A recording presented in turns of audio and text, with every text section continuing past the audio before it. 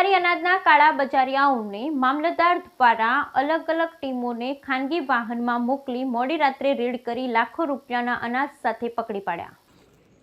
ઉપલેટામાં સરકારી અનાજના કાળા બજારિયાઓને મામલતદાર દ્વારા અલગ અલગ ટીમોને ખાનગી વાહનોમાં મોકલી મોડી રાત્રે રેડ કરી લાખો રૂપિયાના અનાજ સાથે પકડી પાડ્યા। રાજકોટ જિલ્લાના ઉપલેટામાં ગરીબોને મળતું સરકારી અનાજ બારોબાર ઊંચા ભાવે વેચી મારવાનું કૌભાંડ અગાઉ પણ અનેક વખત ઉપલેટા મામલતદાર નિખિલ મહેતા દ્વારા પકડી પાડવામાં આવ્યું છે। થોડા સમય પહેલા પણ ઉપલેટાના કોલકી રોડ પરથી સરકારી અનાજનો જથ્થો પકડી તેમની પૂછપરછ કરવાથી ધોરાજીની બાતમી મળતા ત્યાંથી પણ મોટા પ્રમાણમાં સરકારી અનાજનો જથ્થો પકડી પાડવામાં આવ્યો હતો। ત્યારબાદ ફરી ઉપલેટા મામલતદાર નિખિલ મહેતાને ખાનગી રાહે બાતમીના આધારે ઉપલેટા શહેરમાં પણ સરકારી અનાજનો જથ્થો સંગ્રહ કરતા હોવાની જાણ થતા ને સરકારી અનાજના કાળા બજારિયાઓને અનાજના જથ્થાની હેરફેર માટે સરકારી વાહનોની રેકી કરતા હોવાની પણ જાણ મળતા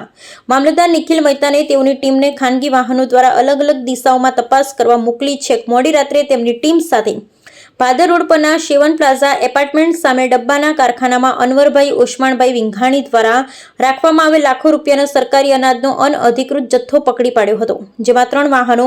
GJ16 AT 5358, GJ13 U 9203 ને GJ06 XX 5089 માંથી અનાજનો જથ્થો તેમજ ગોડાઉનમાંથી અનાજનો જથ્થો મળી કુલ 1100 કિલો ઉપરનો ઘઉં, ચોખા, ચણાનો જથ્થો જેની કિંમત 3,18,916 રૂપિયા તેમજ 3 વાહનો અને એક વજન કાંટા સહિત 4,32,916 રૂપિયાનો મુદ્દામાલ સીઝ કરી અનાજનો જથ્થો ગુરાના પુનેલી ઉપલેટા ખાતે તેમજ વાહનો પોલીસ સ્ટેશન ખાતે જમા કરાવી કાયદેસરની કાર્યવાહી કરી હતી।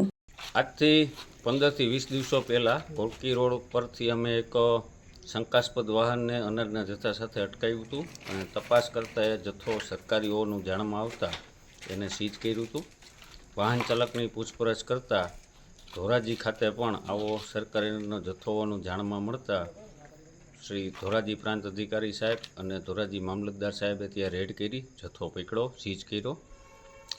દરમિયાન આગળની તપાસમાં એવું જાણવા મળ્યું કે ઉપલેટા શહેરમાં પણ આવી રીતના સંગ્રહ કરવામાં આવે છે, પણ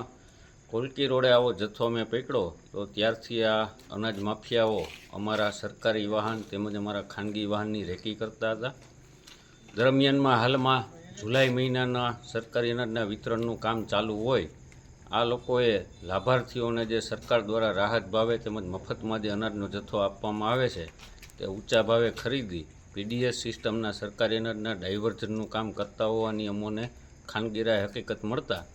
આજે અમારા સરકારી વાહનને અલગ દિશામાં, અમારા ખાનગી વાહન સાથે અમે અલગ દિશામાં તેમજ અમારા ઓફિસના સ્ટાફને અલગ અલગ ખાનગી વાહનોમાં રવાના કર્યા। છેવટની 5-6 કલાકની મહેનતને અંતે ઉપલેટા શહેરમાં ગાંધી ચોક નજીક એક ગોડાઉનમાં આવો જથ્થો રાખ્યો હોવાનું કન્ફર્મ થતાં અમારી ટીમે પોલીસ સાથે અહીંયા રેડ કરી છે।